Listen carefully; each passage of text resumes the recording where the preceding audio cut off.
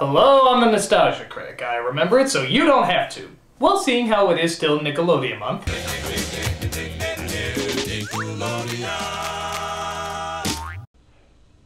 Indeed. I think it's time that we look over another element of Nickelodeon's success, the sitcoms, or as I like to call them, the Nickcoms.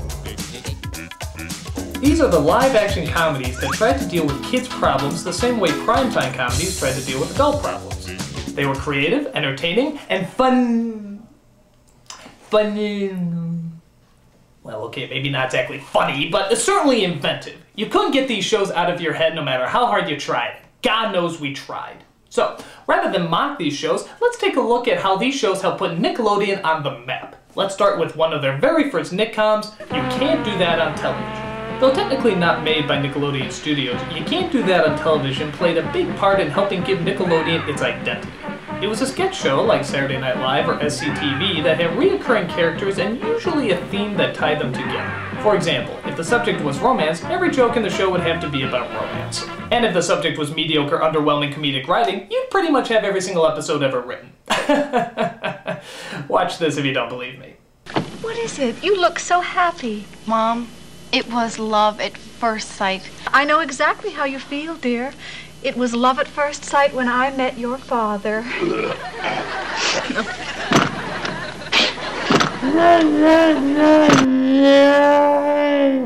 The show aired on Nickelodeon, but got its start in America's humble neighbors to the north, Canada. Which means you always hear my favorite mispronunciation. It's about,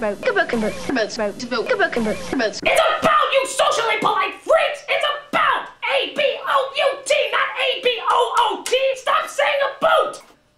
This is a boot! That is about. A boot about, a boot about, a boot about, get it right!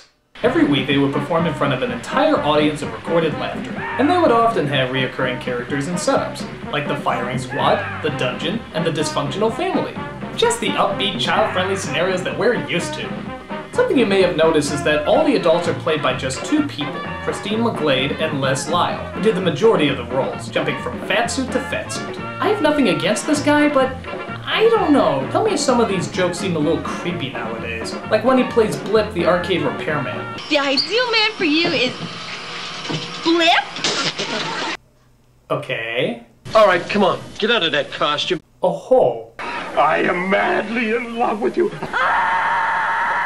Oh, God. Would you please go out to dinner with me? It was a different time.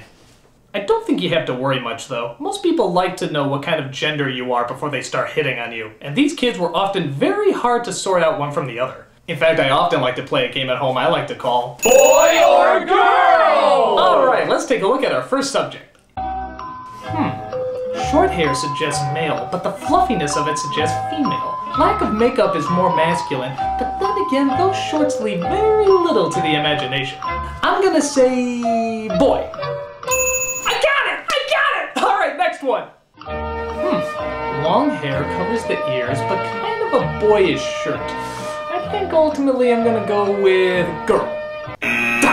Alright, I'm gonna have to make it up in the final round. Next subject. Oh my God.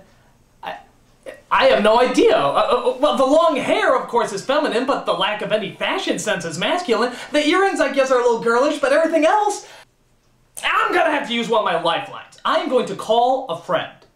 Hey, Joe! Get over here! What? Come here! Get over here! What? The fuck is that? I don't know. What, don't you have a clue?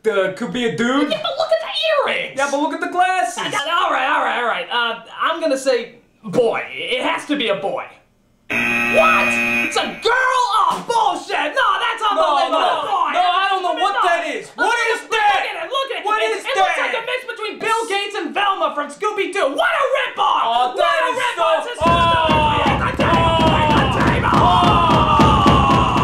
Aside from finding gender loopholes, the show mostly told a lot of lame jokes that even most younger kids knew weren't exactly that funny. Hey, Vanessa.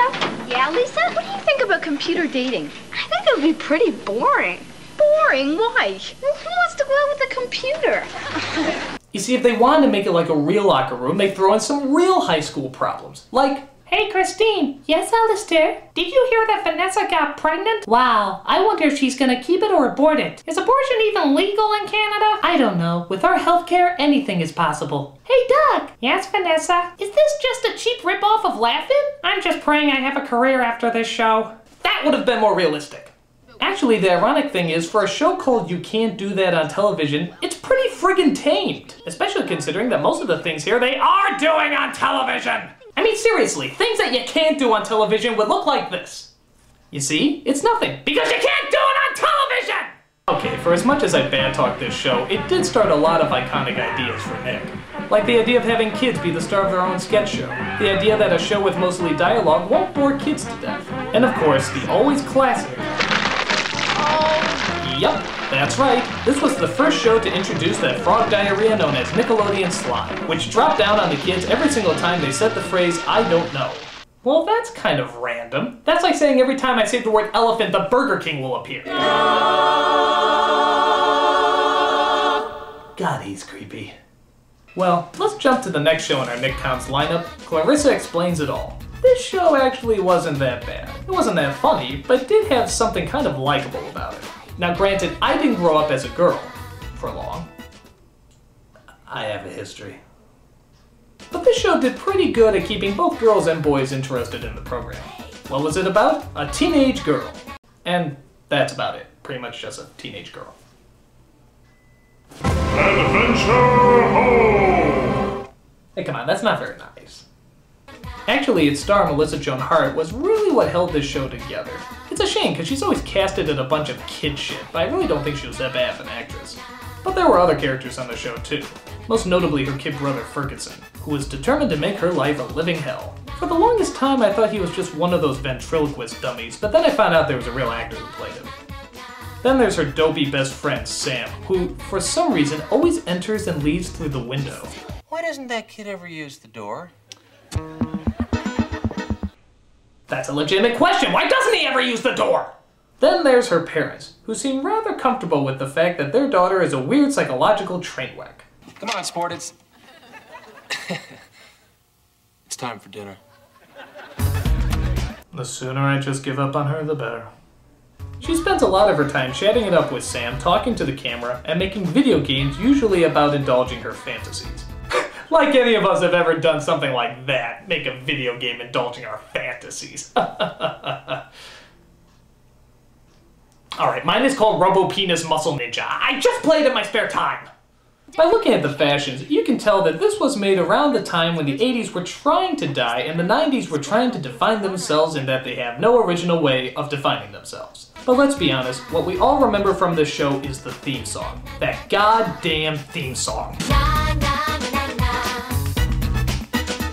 What is it with these 90s shows and having all the lyrics be nothing but do's, da's, and na's? It's just like that other show that shall not be mentioned. Every time I heard this song, I could never get it out of my head. Why couldn't they invent an opening that had a song that was annoying, but not the least bit memorable? Like... Hey, dude. Hey, dude. Ah, yes, the show that taught us that if you think your life at home was boring, at least you weren't working on an insufferable horse ranch. I mean, for a show having to deal with looking after a ranch in Arizona with horses and everything, this was a really boring show. I mean, just listen to how cool the opening sounds. Better watch out for those man-eating jackrabbits and that killer cacti. Man-eating jackrabbits? Good! Fuck, this sounds cool! So tell me, what's our first adventure? I'm starting to turn into my father. Wow! So the show takes place on the Bar None Dude Ranch, run by Rick Moranis' clone, Mr. Erst. Jake. Flintstone! The rest of the characters are teenagers who deal with real exciting adventures. Like, who drew this picture of me? Are we allowed to ski on the dirt? And who am I gonna leave in charge while I'm gone? I better leave the keys here with somebody. Who's it gonna be? Well, Mr. Ernst, if I may suggest, perhaps you should choose someone that has proven herself or himself to be responsible, good leadership skills, and excellent knowledge of horses. I think you're both right. Danny? Yeah. No! No? I'm the riding instructor. I'm senior staff. All right, fine, then. It'll be one of you two. You decide. No! No? You have to decide, Mr. E. Yeah, Mr. Ernst. I'll flip a coin, Heads, Ted is in charge. Tails, Bradley. I wanted heads. Bradley, please, let's just get this over with. Oh, hang on. It went underneath the Jeep. Just change the fucking channel! Seriously, it's like all they do is stand around while they look at other people having fun. Hey look, some guys on a boat. Wouldn't it be nice if we did something like that? Nah, that might be exciting. 2 of us should go gather up the horses while the other 2 go fix the gate. Yeah, Danny, you and I'll go fix the gate. Ted, Brad, you guys go get the horses. All right, finally, getting the horses, some riding, roping, all that good stuff. This'll all be fun, right? Is that the last one? Yep. Well, we got the gate all fixed. Great. Look, guys, Brad and I have been talking, and we feel like we kind of owe you an apology. Hey! Hey! That was one horse, and we didn't even see you get it! Good God, you get more of the Wild West by listening to Slim Whitman, for crying out loud! I couldn't imagine ever wanting to leave. Me neither. Neither can I, especially when there's just so much stuff to do. I especially love it when they run the end credits and show stills from the episode we just watched, as if to say, wow, what an adventure we had, huh? Hey, remember how we used to just stand around and talk about how we used to just stand around? You don't? Let me tell you about it. We used to just stand around and talk about how we used to just stand around and look out! A horse! Oh, thank God it's gone. Alright, so Hey Do was a bit of a bust. But one show I'm sure most of you remember was the short-lived sitcom Salute Your Shorts. Though not exactly hilarious, it was a huge step above some of the other live-action shows Nick was doing at the time. It was about a camp who had a wild, restless set of misfits who all liked to get into trouble. Their counselor was a guy named Kevin Ugg Lee, so you can guess what everybody called him. That's right, they called him stupid. No, they called him ugly, of course, as he tries to keep this army of kids well under control. Unfortunately, he's about as effective as Ernest Goes to Camp in this place. There were a lot of kids on this show, but a select few stood out more than most. There was that mullet kid from Terminator 2 named Bobby, who I guess was supposed to be the wise ass of the group. I tell a ghost story and you buy hook, line, and stinker. I just cut one. Thanks for sharing. Donkey Lived, who seemed to have a speech impediment of all the Looney Tunes. I got everything you asked for. Hey, what's the difference? Suffering succotash! And Telly, who seemed to push the limits about what it meant to be a tomboy. Bet is, if you chicken out, you have to stand up in front of the whole camp and say how much of a wuss you are. And when I win, I'll wear a dress for the day. A girl wearing a dress of all the horrid imagery! Ah! Hey, look, kid, it could be worse. You could be like the hermaphrodite on You Can't Do That on Television, who somehow looks more masculine in feminine clothing. How is that even possible? The episode that most kids remember is the Zeke the Plumber episode, where a lot of the kids are convinced that there's a supernatural ghost named Zeke who's haunting their dreams. Zeke the Plumber? That's not very scary. Now Joe the Plumber? That's terrifying. They all tried to get back at Bobby for telling the story by scaring him in the middle of the night, which apparently doesn't work. Until... nothing in the world that I'm afraid of. Except spiders. Somebody help me! Help! Please don't leave me out here! Let's wait till he starts crying. Yeah! Please, somebody help me. Or at least until he gives away the portable TV. That's right, let him suffer. That's what Jesus would do. Finally deciding to help him out, Bobby wonders why the other kids came to his rescue. And even knowing what a jerk you are, we still came to the rescue. Why? Because you're my friends? No. Maybe it's because we wanted to hear you suffer. Hate, vengeance, anger. Truly, Ugg has taught these kids great moral values. I just cut one. We all have, kid. We all have. Actually, Ugg is sometimes more threatening than he is charming. I mean, look at how he reacts to this kid for digging a hole and hitting a water pipe in his baseball field. There's a very deep hole in the middle of my infield. Eventually, this hole will fill up with water and this scum will float to the top. Then, Bobby Butnick, you will be mine. And you will know my name is the Lord when I lay my vengeance upon thee. You may also have noticed that Salute Your Shorts likes to show things 3 times for some reason.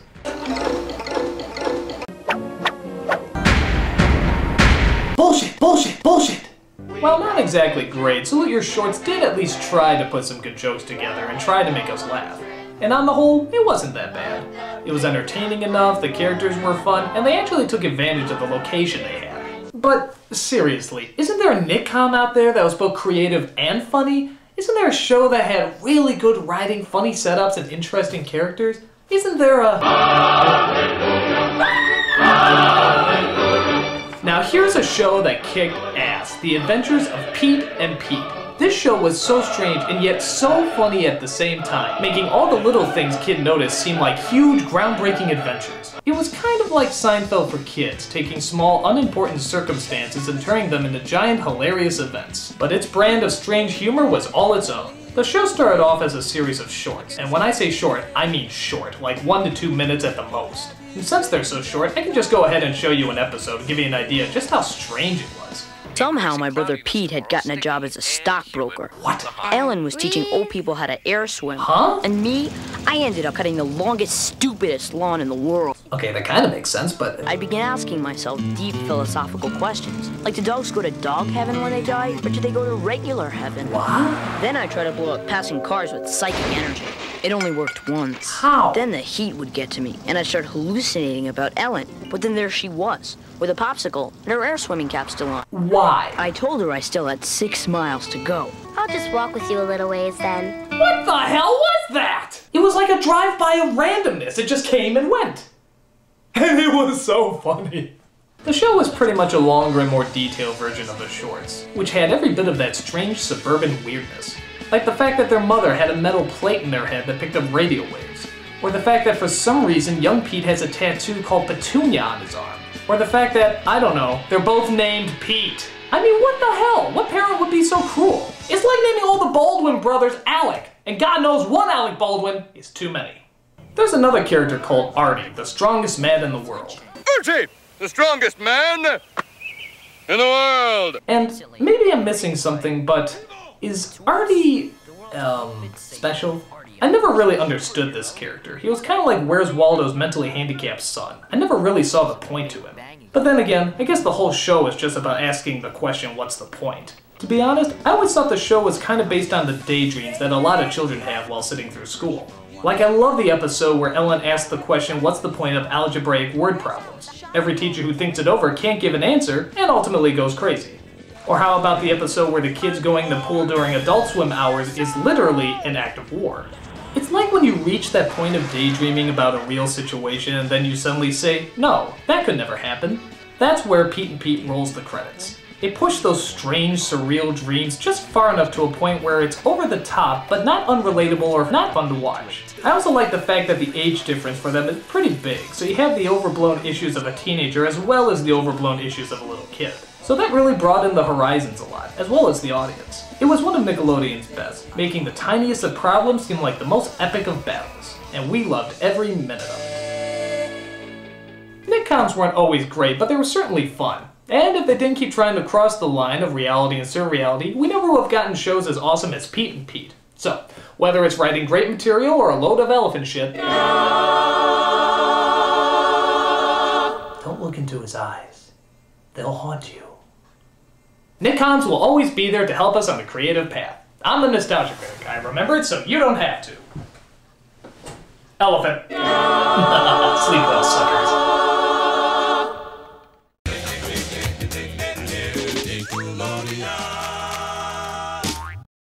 I just cut one.